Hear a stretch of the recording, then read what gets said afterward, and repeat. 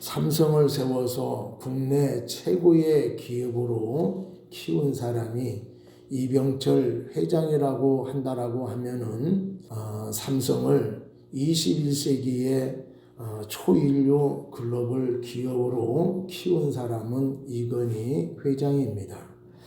이건희 회장은 취임 5년째 되던 해에 1993년도 2월 달에 임원들과 해외 순방을 했습니다.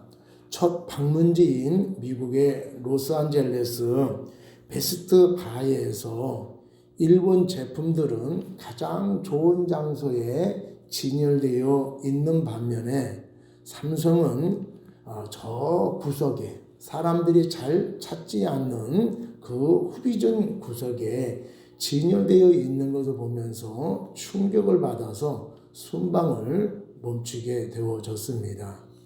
그해 6월 독일 프랑크푸르트의 켐벤스키 호텔에서 본사의 사장들과 또 각국의 법인장들을 불러서 비상경영 회의를 열게 되어졌습니다. 양경영에서 질경영으로 근본적인 혁신을 주문하면서 이렇게 말을 했습니다.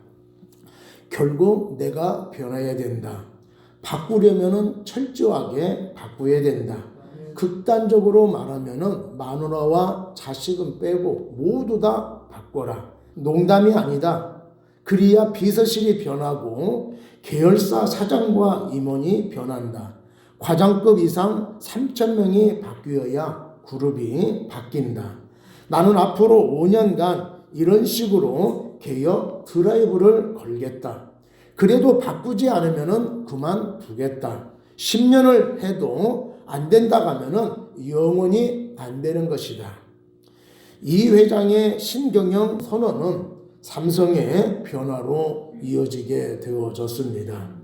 신경영의 결과로 인하여서 2018년도에 삼성전자의 영업이익은 소니와 파나소닉 등 일본 10대 기업의 영업이익을 모든 거와 합친 것보다 2배가 높았습니다. 새로워져야 살아남을 수가 있고 새로워져야 1등이 될 수 있다는 위기의식을 가졌습니다. 지금 새로워지지 않으면 초인류 기업이 될 수 없다는 결단이 삼성을 세계적인 기업으로 성장하게 만들었던 것입니다.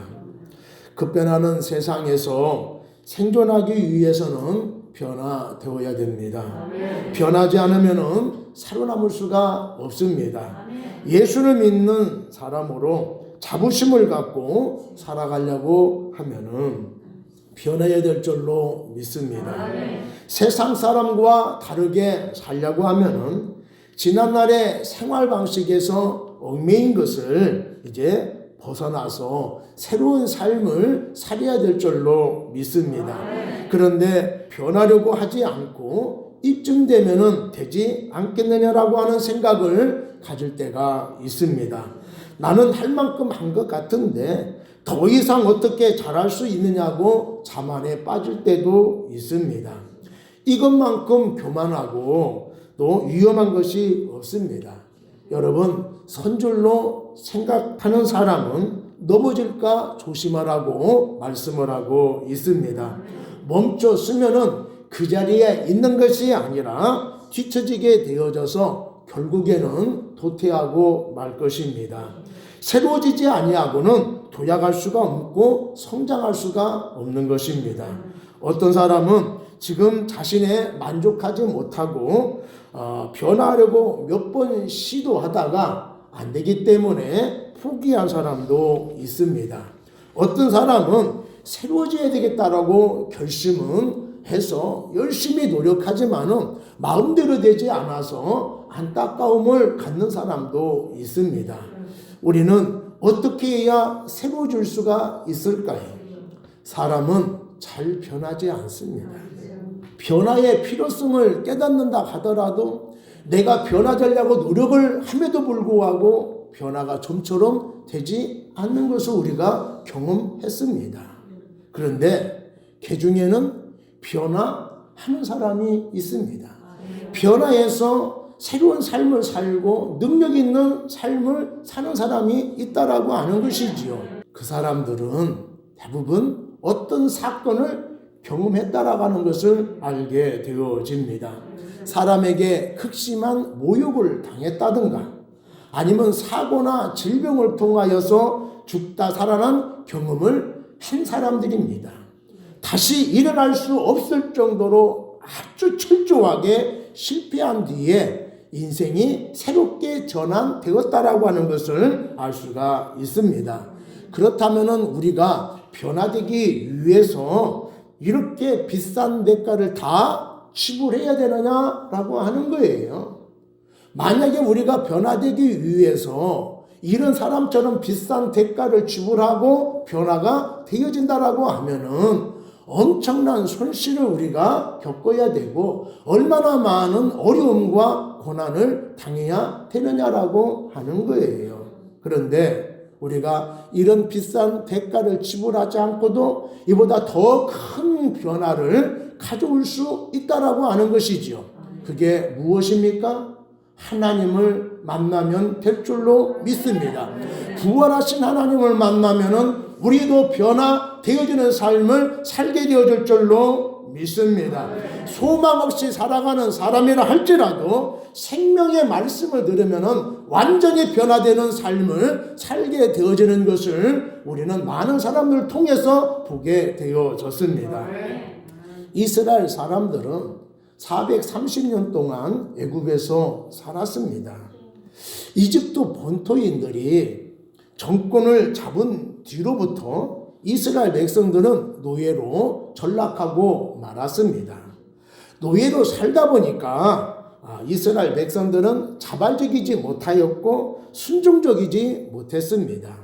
그들은 인간 취급을 받지 못하고 힘든 삶을 살다 보니까 아주 반항적일 수밖에 없었다라고 하는 것이지요. 이런 삶을 몇백 년 살다 보니까 자연스럽게 목이 곧은 백성이 될 수밖에 없었습니다. 하나님께서는 이런 이스라엘 백성들을 이집트에서 이끌어내셔서 하나님의 선민으로 변화시켜 나가셨습니다. 훈련 장소는 광야였고 훈련 교대는 레위기였습니다. 하나님은 말씀을 통해서 뼛속까지 노예의 근성으로 가득 찬 사람들을 하나님의 선민으로 변화시켜 나가셨던 것입니다. 인간의 완고함과 불신앙적인 선앙들을 변화시켜서 새로운 사고방식을 가진 사람으로 살도록 만드는 것은 오직 하나님 말씀밖에 없다는 사실을 이스라엘 백성들을 통해서 우리에게 말씀해 주고 있는 것입니다. 이스라엘 백성들의 변화가 된 것은 기적이 아니었습니다. 환경의 변화가 아니었습니다. 오직 하나님의 말씀을 통해서 변화되어졌다라고 하는 것이지요. 사도 바울이 철학의 도시였던 아테네에 들어갈 때에 설레이는 마음으로 들어갔습니다.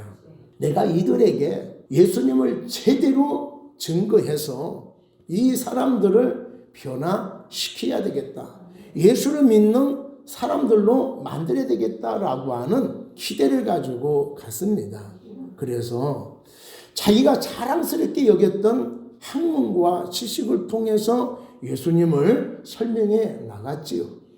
그런데 다른 도시에서는 많은 전도의 열매를 맺었는데 이 아테네에서만큼은 전도의 열매가 잘 맺어지지 않았습니다. 아주 멋있게 예수님을 증거해서 많은 사람들을 예수님께로 인도하려고 했는데 한 사람도 전도하지 못하고 오히려 그 사람들에게 창피를 당하게 되어졌습니다. 그래서 아테네를 떠나서 고린도 지역으로 내려오게 되어졌는데 두렵고 떨려서 내려왔다라고 이야기를 합니다. 그러면서 사도 바울은 이 고린도 지역에서 예수님을 증거할 때에 사람의 말이나 지혜로 하지 아니하고 오직 그리스도를 전하고 십자가의 도만을 전하기로 작정했다라고 말을 하고 있습니다. 사람은 지식으로 변화되지 않는다라고 하는 것을 깨달은 것입니다. 경험을 통해서 사람을 변화시킬 수 없다라는 사실을 깨달은 것이지요. 오직 사람들은 복음을 통해서만, 십자가의 도를 통해서만 변화되어지고 바뀌어진다라는 것을 깨닫게 되어졌다라고 하는 것이지요. 그래서 사도 바울은 나는 십자가의 도만 전하기로 결단했다라고 그렇게 말할 수 있었다라고 하는 것입니다. 사랑하는 여러분, 사람을 변화시키는 것은 오직 복음으로만 가능한 것입니다. 생명의 말씀을 드리면 그 말씀이 사람들을 거듭나게 하는 것입니다. 말씀을 통해서 사람이 변화되어지는 놀라운 역사가 일어나게 되어지는 것입니다. 세상 사람들은요, 사람을 움직이게 하는 것이 돈이라고 생각을 합니다. 또 실제로 게으른 사람들, 의욕이 없는 사람들 돈을 주면은요, 열심을 내어지고 또 일을 하는 것을 우리가 보게 되어집니다. 그러나 사람을 변하게 하는 것은 돈이 아닙니다. 사람을 변하게 하는 것은 기적이 아닙니다. 사람을 변하게 하는 것은 환경의 변화가 아닙니다. 사람을 변화시키는 것은 오직 복음밖에 없다는 사실을 우리가 가슴에 새겨야 될 줄로 믿습니다. 내가 복음을 부끄러워하지 아니하노니 이 복음은 모든 믿는 자에게 구원을 주시는 하나님의 능력이 됨이라. 먼저는 유대인에게요, 그리고 헬라인에게로다, 이렇게 말씀을 하고 있어요. 십자가의 복음을 사람들이 우습게 알지만은 나는 복음을 부끄러워하지 않는다, 오히려 나는 자랑스럽게 여긴다, 이렇게 말하고 있어요. 왜냐하면은 복음에는 사람을 변화시키는 능력이 있기 때문에 그렇습니다. 하나님을 믿는 유대인뿐만 아니라 하나님을 알지는 못하는 사람들에게 말씀을 증거했을 때에도 그들에게도 놀라운 변화가, 역사가 일어난다는 것을 사도 바울은 경험을 통해서 깨닫게 되어졌습니다.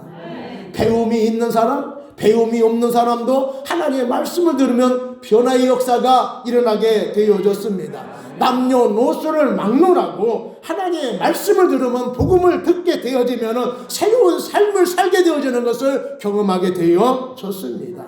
실패하는 자, 세상에 불만을 갖고 있는 사람들, 병든 사람들, 나약한 사람들 이라 할지라도 복음을 통해서 변화되어지는 것을 사도 바울은 수없이 목격을 하게 되어졌다라고 하는 것이지요. 사랑하는 여러분, 복음을 통해서 사람이 변화되어집니다. 왜 복음을 통해서 사람들이 변화될까요? 복음에는 생명력이 있기 때문에 그렇습니다. 복음이 생명력을 가지고 있기 때문에 이런 변화의 역사가 일어난다라고 하는 것이지요.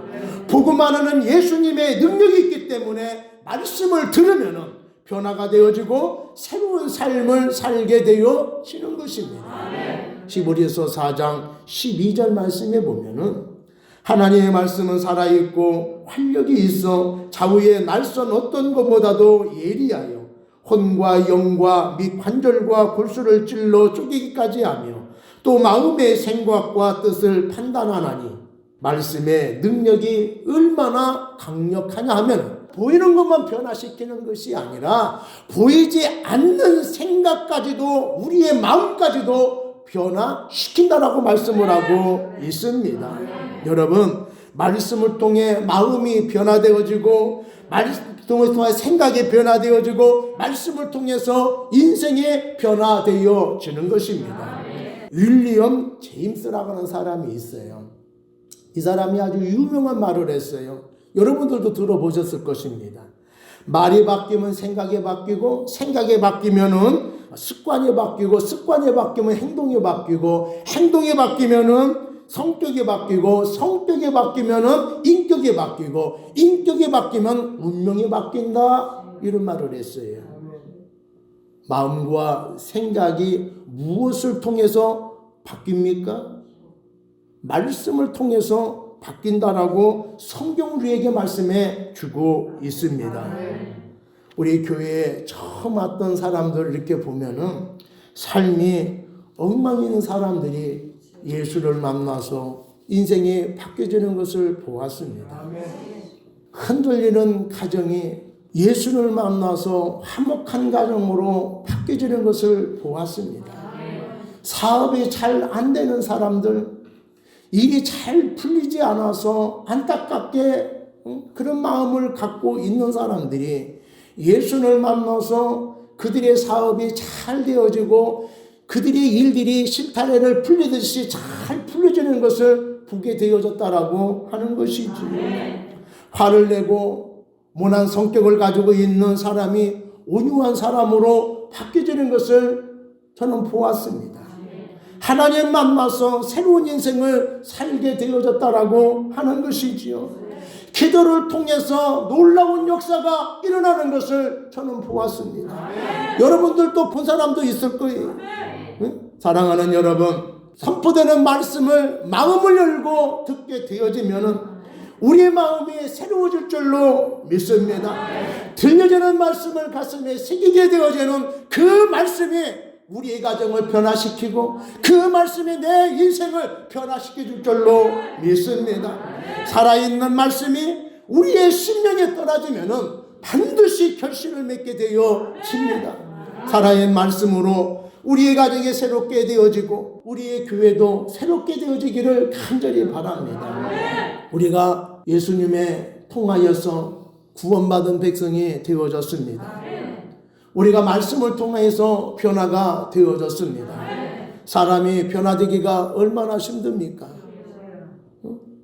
그런데 그렇게 힘들게 말씀으로 변화가 되어졌다라고 한다면 여기에 멈춰서는 것이 아니라 더 성장하고 성숙한 사람이 되어야 될 줄로 믿습니다. 우리가 말씀으로 새로워져서 주님을 따라가는 성숙한 삶을 살려고 한다면 이 세 가지가 뒤따라야 됩니다.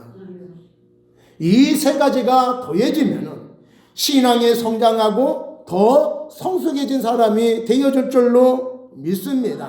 변함없이 열정적으로 하나님을 섬기며 쓰임받는 인생이 되어질 줄로 믿습니다.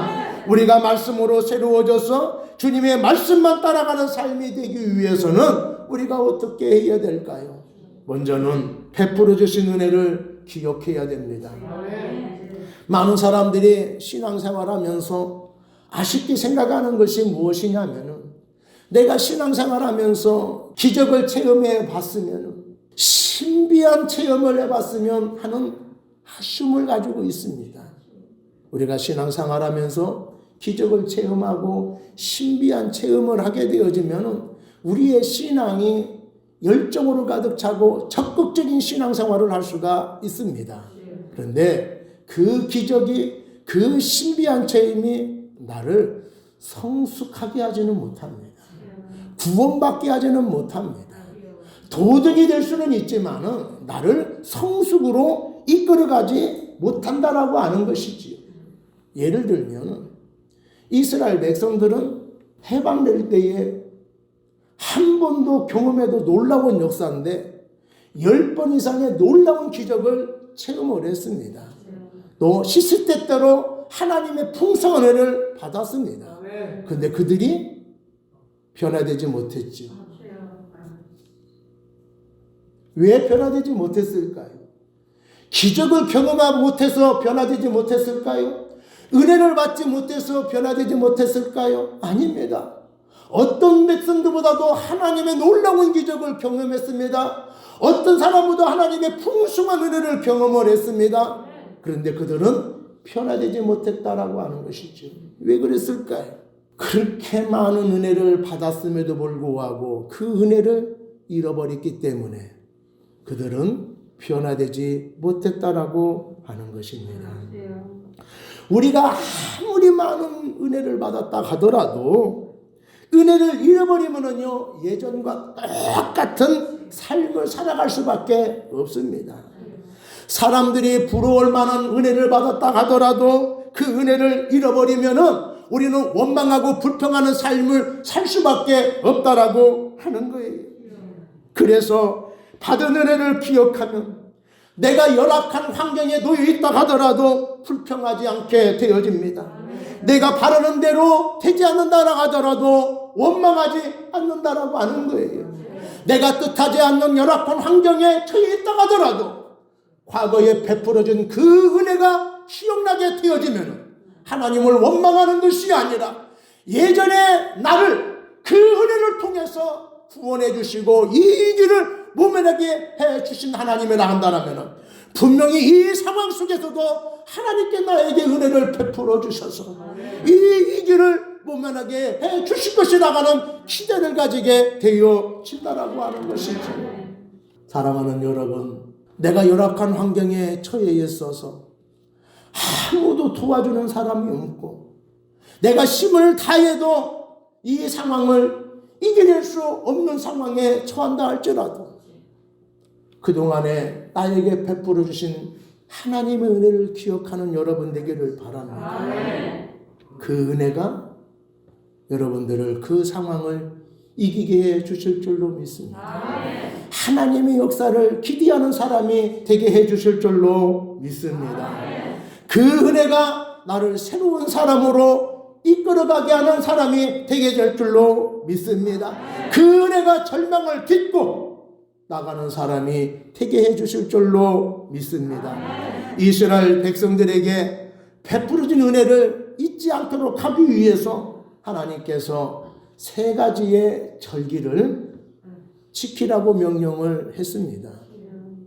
절기 때만이라도 하나님의 은혜를 기억했으면 좋겠다라고 하는 그런 마음을 가지고 하나님께서 3번의 절기를 허락하셔서 지키라라고 말씀을 하셨어요. 우리들도 풍성한 은혜를 받았음에도 불구하고 세상에서 바삐 살다 보면 은혜를 잊기가 쉽습니다. 그래서 하나님께서 우리에게 주일을 허락해 주셨어요. 주일날 주님 앞에 예배드리면서 예수를 통해서 구원받은 은혜를 기억하라. 주님 앞에 나와서 세상에서 피곤하고 지치고 상처받은 그 영혼들이 하나님의 은혜를 통해서 쉼을 얻고 이 세상 사람들에게 그 은혜를 나누어 주었으면 하는 바람으로 우리에게 주일을 허락해 주신 것입니다. 여러분, 우리가 거룩한 주일날 온전한 예배를 드리게 되어지면 하나님은 우리에게 은혜를 주시고 그 예배를 통해서 그동안에 나에게 베풀어진 은혜가 새록새록 생각나게 되어지는 겁니다. 그러면은 내가 이러면 안 되겠구나. 더 하나님을 열심히 살아야지. 베풀어진 은혜대로 내가 열심히 살아야지 라고 하는 마음을 우리가 가지게 되어지는 거예요. 지금 내가 힘들지만은 옛날에 비하면은 아무것도 아닌데 내가 왜 이렇게 힘들어할까? 하나님의 은혜가 없어서 내가 힘들어하는구나. 그렇게 힘들고 어려울 때도 하나님을 내가 사랑하고 의지하고 그 은혜를 받아서 내가 이겨냈는데 그에 비하면 아무것도 아닌데 내가 왜 이렇게 힘들어하고 불평하고 있을까? 상황이 힘들어서가 아닙니다. 우리 마음속에 은혜가 없는 거예요. 사랑하는 여러분, 예배를 통해서 그 은혜를 회복할 수 있는 여러분이 되기를 바랍니다. 우리가 세상에서 아무리 지쳐있다 하더라도 예배의 자리에 나와서 우리가 하나님을 찬양하고 온전한 예배를 드리게 되어지면 과거보다도 더 큰 은혜를 우리에게 베풀어 주셔서 그 은혜를 통해서 우리는 이 세상에 나가서 능력 있는 삶을 살아가는 우리 모두가 되어질 줄로 믿습니다. 레이몬드 렐리라고 하는 흑인 청년이 있어요. 이 사람은 성격이 아주 난폭한 성격이고 이 세상에 불만이 많았던 사람이에요.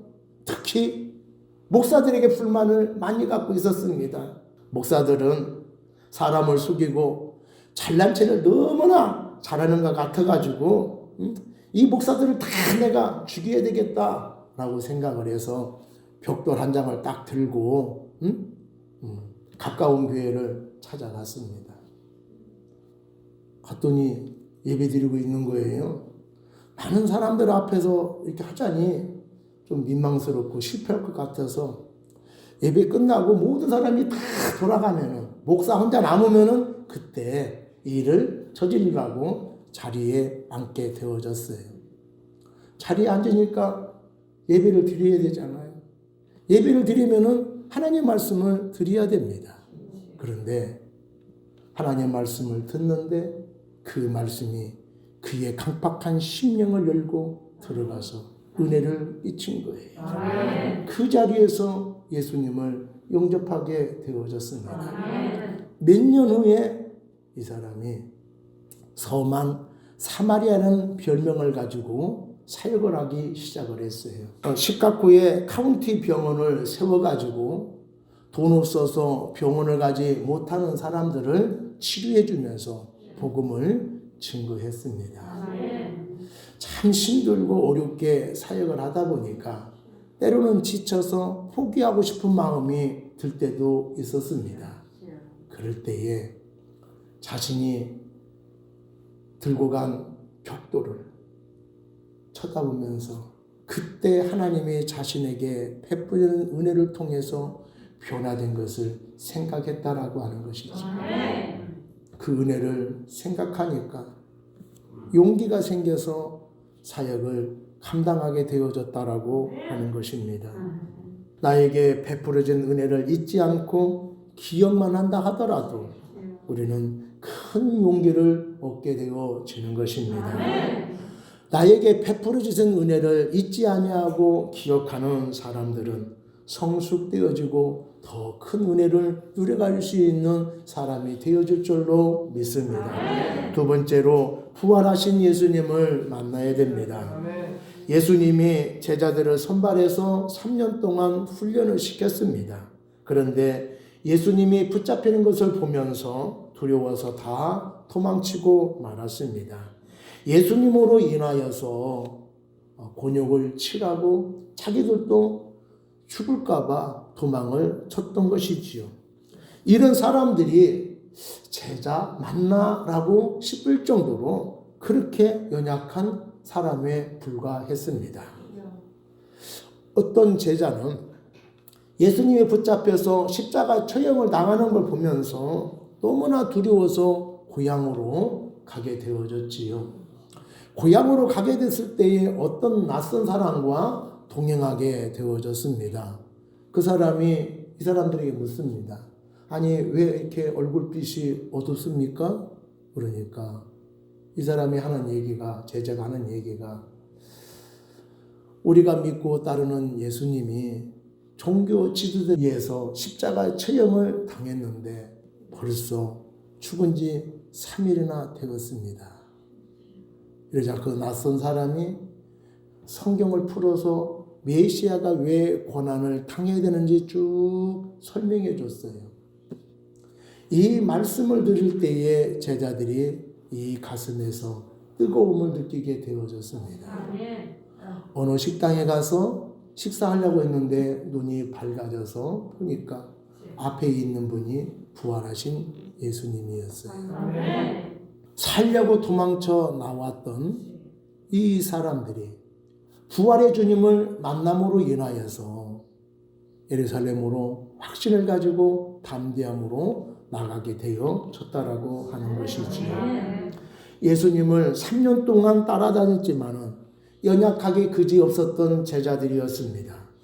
무엇이 이들을 변화시켰습니까? 무엇이 열정을 갖게 만들었습니까? 부활의 주님을 만났기 때문에 그렇습니다. 사명을 팽개쳤던 제자들이 부활의 주님을 만남으로 말미암아 열정적으로 사명을 감당하는 제자가 되어졌다라고 하는 것이지. 여러분, 예수님을 영접해야만이 그리스도인이 될 수가 있습니다. 부활하신 예수님을 만나게 되어지면 제자의 삶을 살게 되어질 줄로 믿습니다. 부활하신 예수님을 만나여 변화되어지고 확신을 갖게 되어지고 제자라운 삶을 살게 되어지는 것입니다. 하나님은 우리를 변화시키시는 분이십니다. 그분은 우리가 품고 있는 모든 악한 것들을 바꾸어 주시는 분이십니다. 누구든지 살아계신 하나님을 만나게 되어지면 인생이 변화될 줄로 믿습니다. 가난하기도 하시고 부하기도 하시고 낮추기도 하시고 높이시게 하시는 그 하나님을 만날 수 있는 여러분이 되기를 바랍니다. 그 하나님을 만나게 되어지면 우리의 인생도 완전하게 변화되어질 줄로 믿습니다. 부활하신 주님을 만나게 되어지면 성숙되어져서 능력 있는 삶을 살아가는 우리 모두가 되어질 줄로 믿습니다. 세 번째로 성령을 충만하게 받아야 됩니다. 예수님이 붙잡혀서 참혹하게 십자가의 처형을 당하는 것을 보면서 제자들은 두려워서 도망치고 다 숨어버렸습니다. 이렇게 나약하고 비겁했던 이 제자들이 너희는 온 천하를 다니며 만민에게 복음을 전파하라 라고 하는 사명을 어떻게 감당할 수가 있었느냐라고 하는 거예요. 120명이 마가의 다락방에서 마음을 같이하여서 기도를 했습니다.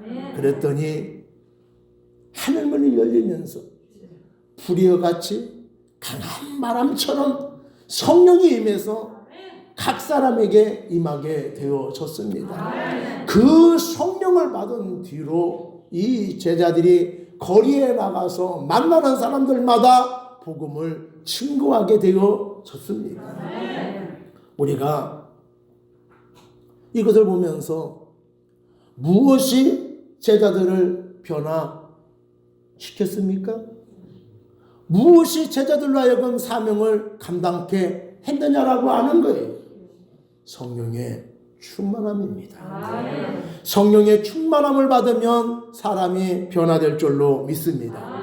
그 전에 내가 신앙생활하는 데 있어서 형식적으로 신앙생활하고 교회에 오는데 너무나 힘들고 어렵습니다. 오더라도 기쁨이 없고 소가 도살장으로 끌려가는 것처럼 그렇게 어거지로 왔던 사람이라 할지라도 성령을 받게 되어지면 주일이 기다려지고 기쁨으로 감사함으로 주님 앞에 나와 예배드리는 사람이 되어진다라고 하는 거예요. 환경에 바뀐 게 아니에요. 성령이 내 안에 들어와서 내 마음을 사로잡게 되어지면 사람이 이렇게 완전하게 바뀌어질 수가 있다라고 하는 거예요. 성령을 받고 난 뒤에 신앙생활이 그렇게 기쁘고 교회 오는 것이 그렇게 신이 난다라고 하는 거예요. 주의 일을 하는 것이 얼마나 기쁜지 모릅니다. 성령으로 충만되어져서 신앙생활하는 가운데에 기쁨과 만족이 있는 여러분이 되기를 간절히 바랍니다. 우리가 새로워지면은 세상 사람들과 다르게 살아가야 됩니다. 그뿐만 아니라 같은 기독교인이라 하더라도 다른 신앙감과 다른 삶의 방식을 가져야 될 줄로 믿습니다. 고린도후서 2장 17절 말씀 보면은 우리는 수많은 사람들처럼 하나님의 말씀을 혼잡하게 하지 아니하고 곧 순전함으로 하나님께 받은 것 같이 하나님의 말씀에서와 그리스도 안에서 만하로라 이렇게 말하고 있어요. 혼잡게 한다라고 하는 말은 포도주에 물을 타가지고 이익을 얻는 장사꾼을 얘기합니다. 거짓 사도들은 포도주에 물을 타가지고 막대한 이익을 얻는 장사꾼처럼 하나님의 말씀을 내다가 세상의 것을 섞어서 말씀을 전한다라고 하는 거예요. 왜 그렇게 하나님의 말씀을 있는 그대로 전하지 않고 세상의 것을 이렇게 섞어서 이야기합니까? 자기 이익을 위해서지요. 하나님의 말씀을 돈벌이 수단으로 여기서 그렇게 전한다라고 하는 것이지요. 근데 사도 바울은 하나님의 말씀을 바르게 증거했다라고 하는 거예요. 나의 명예나 이익을 위해서 하나님의 말씀을 증거하는 것이 아니라 하나님의 말씀을 바르게 증거해서 한 영혼이라도 주님 앞에 인도하고자 하는 그 열정을 가지고 말씀을 증거했다라고 이야기하고 있는 것입니다. 이렇게 하나님을 만나고 부활의 주님을 만나고 성령의 충만함을 받은 사람은 인생을 살아도 다르게 살게 되어지고 사역을 하더라도 다르게 사역을 한다라고 하는 거예요. 똑같은 일을 감당한다 하더라도 다른 마음의 자세를 가지고 감당한 사람이 되어진다라는 사실을 이 말씀을 통해서 우리에게 말씀해 주고 있는 것입니다. 여러분, 우리가 복음을 전해도 다르게 복음을 전해야 되고 똑같은 예수를 믿는다 하더라도 우리는 다르게 성숙되어지게 믿는 우리가 되기를 간절히 바랍니다.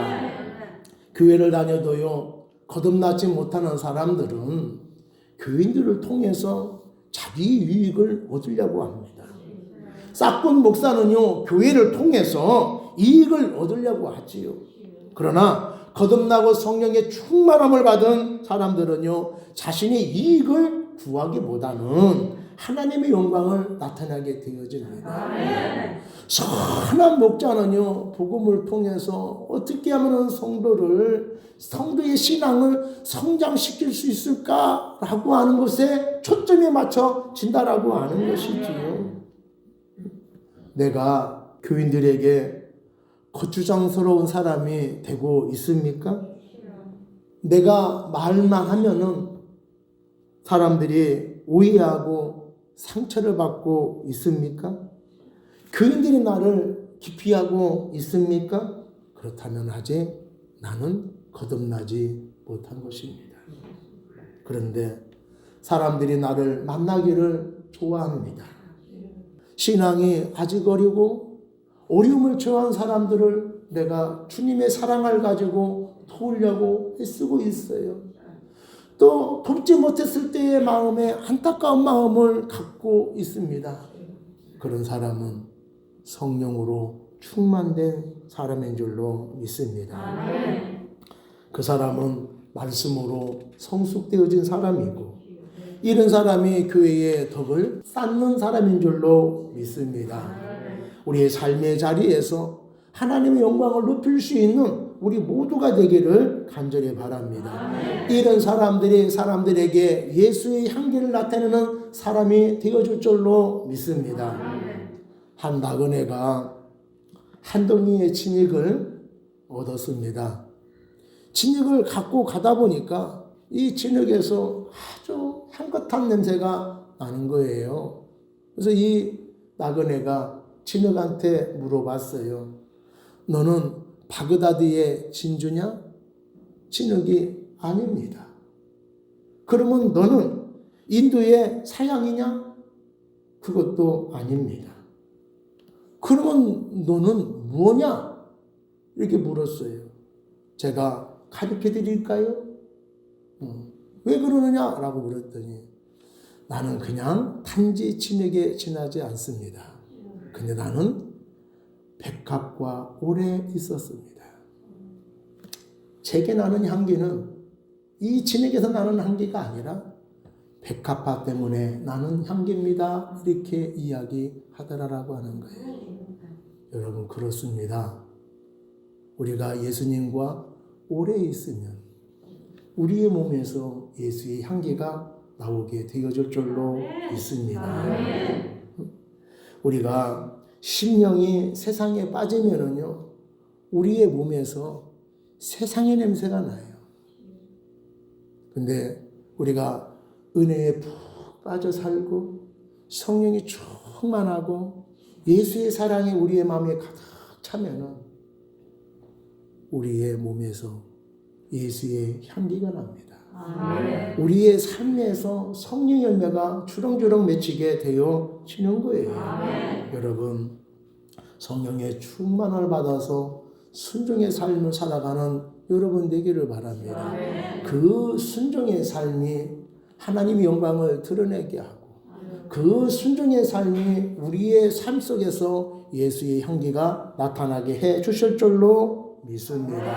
우리가 성령으로 변화되어지고 성숙한 삶을 살게 되어지면은 똑같은 일을 한다 하더라도 마음의 자세가 달라지고 우리의 기쁨이 있고 우리의 삶에 행복이 나타나게 되어질 줄로 믿습니다. 말씀을 붙잡는 사람은 어떤 사람이라 하더라도 새롭게 변화가 되어집니다. 은혜를 입었지만은 말씀을 떠나는 사람은 다시 옛날로 돌아갈 수밖에 없습니다. 그 사람이 아무리 큰 은혜를 받았다 하더라도 말씀에서 떠나고 은혜를 기억하지 못하면은 예전과 똑같은 삶으로 되돌아갈 수밖에 없다라고 하는 거예요. 우리가 어떻게 받은 구원이고 우리가 어떻게 해서 변화된 삶입니까?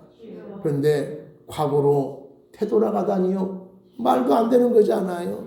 그 하나님의 엄청난 은혜를 받았는데 그 은혜를 다 잃어버리면 얼마나 안타까운 삶이 되겠습니까? 사랑하는 여러분, 우리가 변화되어진 것 말고 성장되어지고 그 하나님의 은혜로 말미암아 우리의 삶이 더 풍성해지기 위해서는 하나님의 은혜를 기억하는 여러분 되기를 바랍니다. 어떤 환경과 어떤 처지에 놓여 있다 하더라도 나에게 베풀어진 하나님의 은혜를 기억하게 되어지면 그 은혜가 여러분들의 용기를 갖게 하고 그 은혜를 통해서 그 열악한 환경을 이겨낼 수 있는 사람이 되어줄 줄로 믿습니다.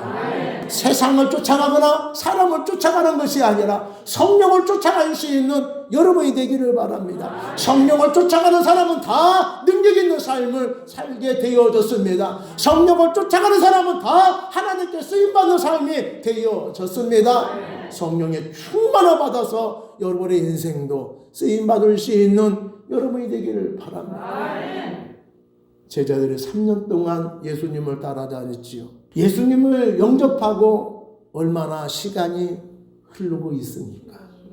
우리의 삶이 제자가 되어진 삶을 살고 있습니까?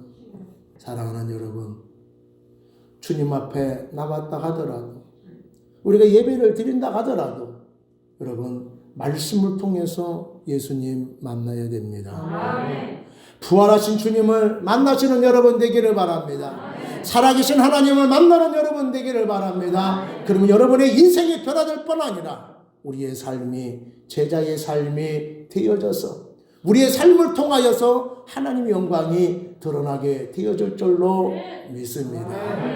제자의 삶, 순종의 삶, 이 예배의 삶이 여러분의 인생을 새롭게 만들 것이고 우리 교회를 새롭게 만들어서 하나님이 기뻐하시는 인생 교회가 되어줄 줄로 믿습니다.